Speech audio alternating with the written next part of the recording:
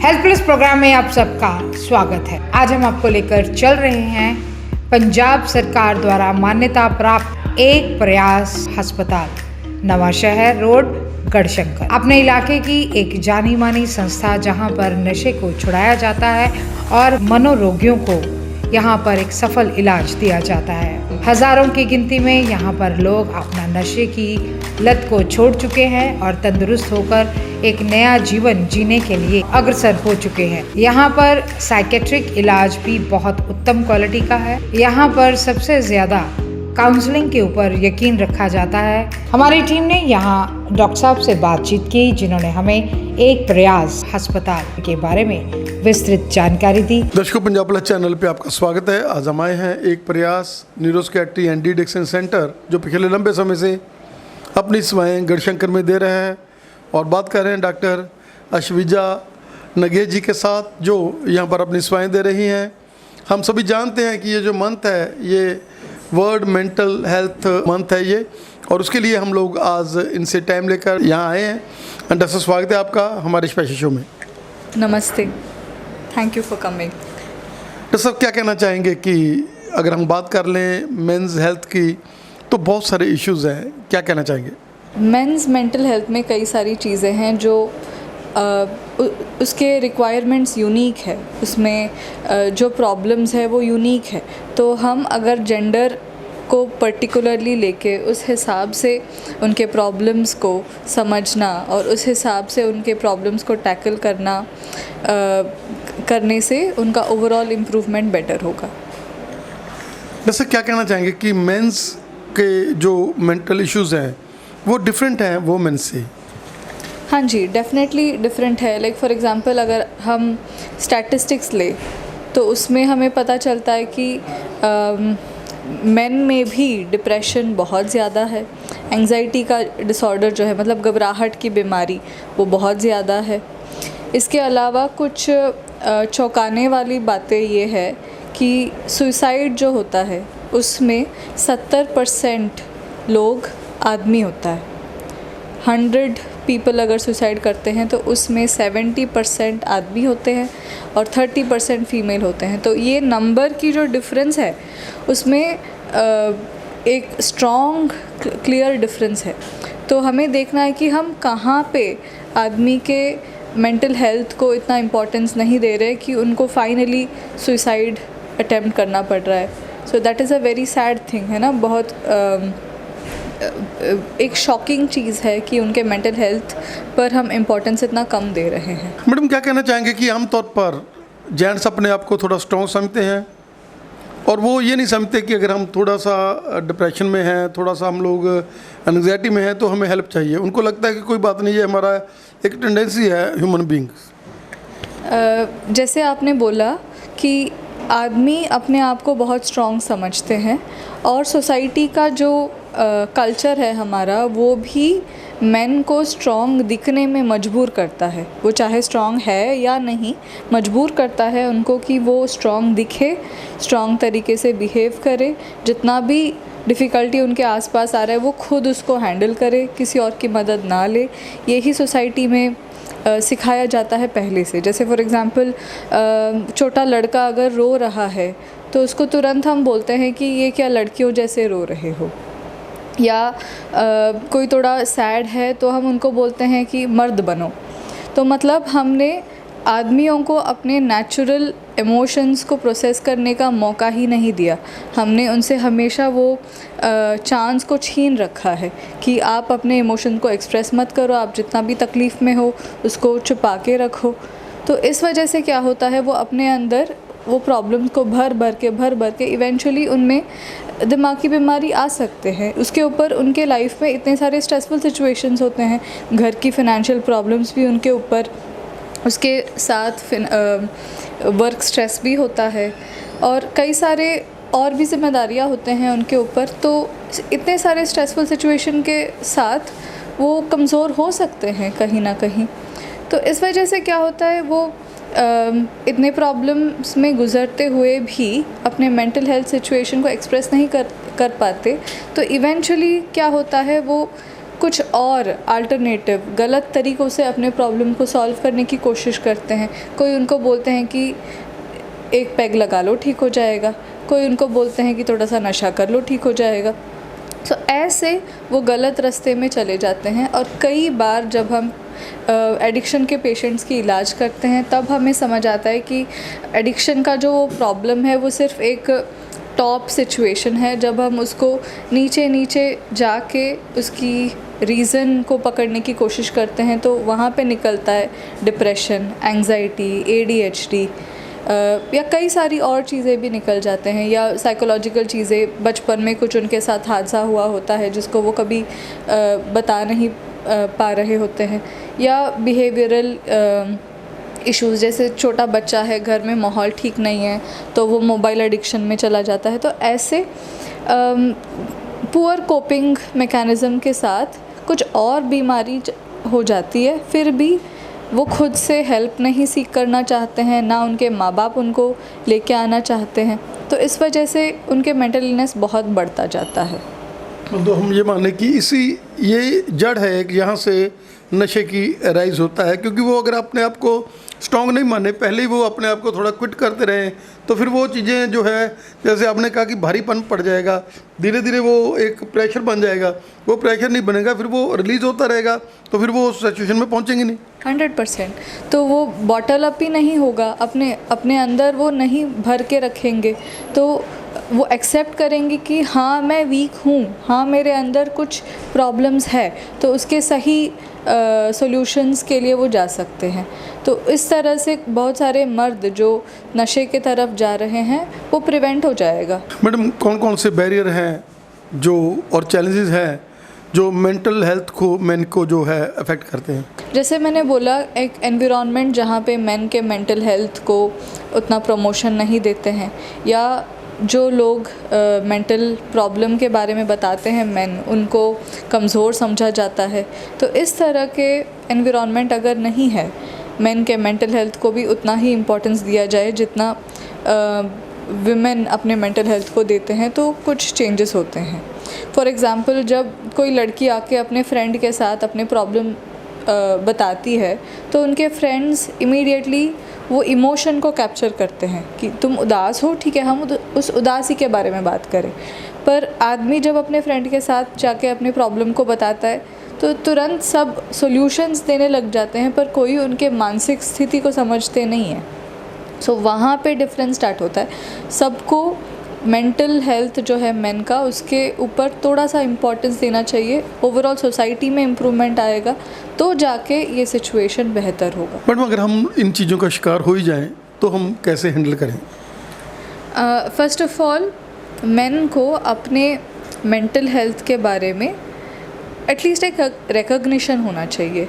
वो समझते भी नहीं है कि मेरे में कोई प्रॉब्लम हो रही है, उनको लगता है कि हाँ कुछ ठीक नहीं है, पर वो ये नहीं समझते कि वो मानसिक है। उनको लगता है कि कुछ ये फिज़िकल है, कमज़ोरी आ रही होती है उनको, या नींद उनका ठीक नहीं आ रहा होता है, फिर भी उनको वो एक मानसिक बीमारी नहीं लगती। उनको लगता है कि बस ठीक नींद नहीं आ रही है, नींद की दवाई मिल जाए, या मेरे अंदर एनर्जी की प्रॉब्लम हो रही है तो मैं कुछ ग्लूकोज वगैरह लगवा लूँ। तो वो उस एंगल से ना सोच के थोड़ा सा अपने मूड को, अपने एनर्जी को, अपने स्लीप को, अपने सेक्सुअल बिहेवियर को थोड़ा ऑब्ज़र्व करेंगे तो वो अपने प्रॉब्लम्स को पकड़ पाएंगे। उसके साथ साथ कुछ और भी चीज़ें, जैसे अपने फ़िज़िकल हेल्थ के ऊपर काम करना, अपने डाइट के ऊपर ध्यान रखना, ये चीज़ें भी ठीक से करने से उनके मेंटल हेल्थ इम्प्रूव होगा। मैडम, कैसे हम रिकॉग्नाइज़ करें क्योंकि बंदा जो है वो उसकी मेंटल हेल्थ है जो वो डिस्टर्ब हो रही है? कई बार जैसे नॉर्मली हम देखा जाए तो विमेन में डिप्रेशन सैडनेस जैसे दिखाई देता है। वो खुशी नहीं महसूस कर पा रहे होते हैं, उनको रोना आ रहा होता है। ये मतलब वो देख के ही समझ आता है कि लेडी उदास है। पर आदमी जो है ज़्यादातर जब उनका मूड अच्छा नहीं होता वो चिड़चिड़ा होते हैं, वो बेचैन होते हैं, उनको गुस्सा आने लगता है, तोड़फोड़ करने लग जाते हैं। तो ये मेन की जो मेंटल इलनेस का प्रॉब्लम है वो थोड़ा सा अलग तरीके से दिखाई देता है। सो खुद को और फैमिली को रिकॉग्नाइज़ करना चाहिए कि पेशेंट का जो बिहेवियर है वो नॉर्मल तरीके से है नहीं। वो पहले जितना शांत रहा करते थे, पहले जितना खुश रहा करते थे, जैसे वो सबसे बात कर रहे होते थे वैसे नहीं कर रहे हैं। या जैसे फॉर एग्ज़ाम्पल वो खुशी के माहौल में भी खुश नहीं रह पा रहे हैं, या अपने बच्चों के साथ जैसे हंसी मजाक करते थे वैसे नहीं कर पा रहे हैं। वो हमें रिकॉग्नाइज़ करना है। कभी कभी जब डिप्रेशन बढ़ जाती हैं, लोगों को ऐसे लगने लगता है कि मेरे रहने का क्या फ़ायदा, मेरे ज़िंदगी का क्या मतलब, आगे कुछ नहीं होगा, इससे बेहतर है कि मैं मरी जाऊं। सुसाइड के ख्याल आना, ये सब भी होने लगता है। और हमने देखा है कि बहुत सारे पेशेंट्स जो सुसाइड करते हैं, लाइक फॉर एग्ज़ाम्पल 100 लोग अगर सुसाइड करते हैं तो 40% उसमें अल्कोहल के नशे में सुसाइड कमिट करते हैं। ठीक है, अल्कोहल का रोल उसमें होता है। तो ये चीज़ें हमें बहुत केयरफुली हैंडल करना है। नशे के साथ साथ जब मेंटल हेल्थ इश्यूज़ होते हैं तो वो बहुत ज़्यादा ख़तरनाक होता है। जैसे हार्ट अटैक ख़तरनाक होती है, इमरजेंसी है वो जहाँ पे मौत हो सकती है, ये कॉम्बिनेशन भी ख़तरनाक है, वहाँ पे मौत हो सकती है। सो जब फैमिली मेम्बर्स ये रिकॉग्नाइज़ करते हैं कि सब्सटेंस के साथ साथ व्यक्ति कुछ ऐसी चीज़ें बोल रहा है जहाँ पे उसको ज़िंदगी जीने का मन पहले जैसे नहीं है, वो उत्साह नहीं है, तो हमें तुरंत उसको पकड़ के पेशेंट को अस्पताल लेके जाना है, साइकाइट्रिक हेल्प लेना है, ज़रूरत पड़ने पे भर्ती भी करना पड़ सकता है। या जब पेशेंट गुस्सा कर रहे हैं, अपने हाथ काट रहे हैं या अपने सर पटक रहे हैं दीवार पे, तो ये सब क्लियर साइंस है कि उनके मेंटल हेल्थ ठीक नहीं है। बट जैसे आपने बोला कि अल्कोहल के साथ जब जो सुसाइडल माइंड बनता है, क्या कहना चाहेंगे कि जब अल्कोहल लेता है तो वो सच्ची बातें करनी शुरू कर देता है, जब उसको अपना आईना दिखने लग जाता है कि लगता है नहीं यार, नहीं ज़िंदगी नहीं है, मेरी तो इंसल्ट है, मेरे को तो लोग प्यार नहीं कर रहे, क्या कहना चाहेंगे कि ये जब आपने जैसे अल्कोहल के साथ बोला, तो वो मतलब जब उसको अपना आप लगता है कि अपने आप में डिग्रेडेशन महसूस होती है, तो फिर ये सुसाइडल का ज़्यादा हो जाता है। इसके लिए अल्कोहल से भी हमें, जो लोग प्रेशर में कहते हैं कि अल्कोहल ले लेना चाहिए, उनको फिर उस चीज़ से बचना चाहिए। अल्कोहल जो है ऐसे नहीं कि वो व्यक्ति को अपना आईना दिखा देगा, पर ये बात है कि हम जो भी इमोशन में गुज़र रहे होते हैं उस इमोशन को नशा बढ़ा देता है। फॉर एग्ज़ाम्पल, अगर आप खुश हो, पार्टी में आप खुश हो और आप दारू पियोगे तो आप ज़्यादा खुशी महसूस करोगे। आप उदास हो, साथ में आप दारू पियोगे, आप और ज़्यादा उदासी महसूस करोगे। और उस पॉइंट पे आपके अंदर वो जो इनहिबिशन है चीज़ें, लाइक फॉर एग्ज़ाम्पल अपने आप को कोई सिचुएशन में रोकने की जो कैपेसिटी है उसको इनहिबिशन बोलते हैं, तो वो कैपेसिटी कट जाती है। अगर उसको नॉर्मल सिचुएशन में भी कभी कभी ये बात आ रही थी कि मुझे मर जाना चाहिए और वो नहीं कर रहा था वो चीज़, तो अल्कोहल के नशे के दौरान वो कर देगा वो चीज़ को, तो अपने आप को वो रोक नहीं पाते हैं। जैसे गाड़ी चला रहा है, एकदम से वो जाके मार सकते हैं ना अल्कोहल के इन्फ्लुएंस में, तभी तो हम अल्कोहल के यूसेज मना करते हैं गाड़ी चलाते हुए, क्योंकि कंट्रोल नहीं है। सिमिलरली हम अपने दिमाग में भी कई सारी चीज़ें सोच रहे होते हैं, अल्कोहल के टाइम में हमारे अंदर कंट्रोल नहीं होता है, हम वो कर देते हैं। तो अल्कोहल और डिप्रेशन एक डेंजरस कॉम्बिनेशन है। मैडम, आप यहाँ अपनी सेवाएं दे रहे हैं, कैसे कैसे पेशेंट मिल रहे हैं और कैसे आप उन पेशेंट्स को जो नशे की दलदल में पूरी तरह से धंसे होते हैं, उनको भी आप मेंटल हेल्थ के जब इश्यूज़ उनके देखते हैं, उसको रिकॉग्नाइज़ करते हैं, और उसके बाद आप उनको केवल मेडिसिन ही नहीं बल्कि अपनी काउंसलिंग के साथ देख कर कि कहाँ पर उसका ये जो प्रॉब्लम इवॉल्व शुरू हो रही है। जब भी कोई पेशेंट नशे के इलाज के लिए आते हैं, हम उनको सिर्फ डी एडिक्शन का ट्रीटमेंट नहीं देते हैं, हम पेशेंट को ऑब्ज़र्व करते हैं, उनके बात करने का तरीका, वो कैसे बैठ रहे हैं, कैसे हंस रहे हैं। दो हफ्ता पहले भी वो आए थे, अब आए हैं, तो उनका चेहरा क्या खुशी में है या उतरा हुआ है, तो उससे ही पता चल जाता है कि वो ओवरऑल ठीक नहीं है। तो हम उनसे 5-10 मिनट बिठा के खुल के बिना कोई जजमेंट का जब बात करते हैं तो खुद बोलने लग जाते हैं वो कि मेरे साथ ऐसे हुआ, मेरे फैमिली में किसी की डेथ हो गई, मेरा फिनेंशियल लॉस हो गया। तो हम उनके मूड, उनके स्लीप, एनर्जी, ये सब के बारे में पूछते हैं तो कई बार निकल के आ जाता है कि उनको डिप्रेशन है। तो हम उनको बताते हैं कि देखिए ऐसे प्रॉब्लम है। बहुत पेशेंट्स मैंने ऐसे भी देखा है जहाँ पे डिप्रेशन मुझे दिखाई दे रहा होता है पर उनको वो समझ नहीं आता कि मेरे में है प्रॉब्लम। आ भी गया तो बोलते हैं कि नहीं मैडम दवाई नहीं लेनी, थोड़ा टाइम देखेंगे, शायद ये प्रॉब्लम ठीक हो जाएगा तो मैं सही हो जाऊंगा।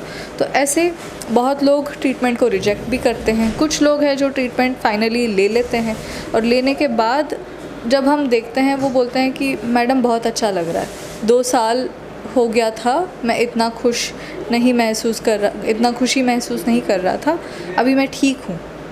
तो ये बहुत इम्पॉर्टेंट है कि जब हम पेशेंट्स को देखें हम उनके साथ थोड़ा 5-10 मिनट मेंटल हेल्थ के बारे में भी पूछे। कई बार पेशेंट्स बॉडी के प्रॉब्लम्स लेके फ़िज़िकल हेल्थ के डॉक्टर्स के पास जाते हैं। जैसे कोई बार बार एसिडिटी की बात कर रहे होते हैं, मुझे जलन है, मुझे तेज़ाब है, बार बार जा रहे होते हैं, तो आप एक क्वेश्चन उनसे पूछो कि आपका मेंटल हेल्थ कैसा है। आप स्ट्रेस में हो, आपको घबराहट की बीमारी है, पकड़ जाता है प्रॉब्लम आपको वहाँ पे। सो हल्का सा हम मेंटल हेल्थ को भी अपने दिमाग में रख के एक सस्पिशन के साथ सबसे बात करेंगे ना तो मिल जाता है प्रॉब्लम, हम हेल्प कर पाएंगे उनको। ऐसा एक प्रयास जो केवल मेडिसिन काउंसलिंग ही नहीं, उसके साथ वेलनेस के ऊपर काम करता है। जैसे आप जब उनको काउंसल करते हैं, क्या उन्होंने खाना है, कैसे उन्होंने रहना है, स्टाइल कैसा रखना है, कैसे अब उन्होंने मेडिटेशन में भी जाना है, कैसे उन्होंने अपनी एक्टिविटीज़ को नॉर्मेसी में लेकर आना है, क्या कहना चाहेंगे कि ये कंप्लीट वेलनेस के ऊपर काम करता है एक प्रयास। और यही कारण है कि आपके प्रयास सक्सेसफुल हो रहे हैं। और जो भी दर्शक इस चैनल के माध्यम से, चाहे वो इंडिया में बैठे हैं, चाहे वो बाहर बैठे हुए हैं, तो उनको एक बड़ी खुशी होती है कि ये हमारा सेंटर है जिसने हमें नई ज़िंदगी दी है। कई पेशेंट तो अपनी सालगिरह मनाते हैं कि हमने जब से मेडिसिन शुरू की थी, हम लोग एडिक्शन से बाहर आए हैं, वो लोग अपनी सालगिरह मना रहे हैं। और आप लोग उसके लिए बधाई के पात्र हो जो उनको एक प्रयास में केवल वेलनेस, केवल डी एडिक्शन ही नहीं बल्कि उसके साथ वेलनेस भी दे रहे हैं। डेफिनेटली जैसे मैंने बोला कि हमें उनके होलिस्टिक प्रॉब्लम को सॉल्व करना है। अगर हम सिर्फ एक प्रॉब्लम पे फोकस करेंगे तो पेशेंट ठीक नहीं हो पाएंगे।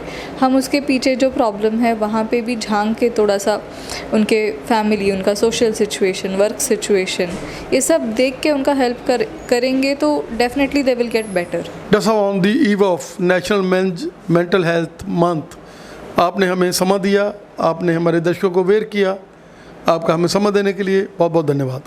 Thank you. आप आए हमारे लिए अपना टाइम निकाल के और ये सारी बातें दर्शकों तक पहुंचाने का आपका इतना एफर्ट रहा है। सो आई रियली अप्रिशिएट दैट।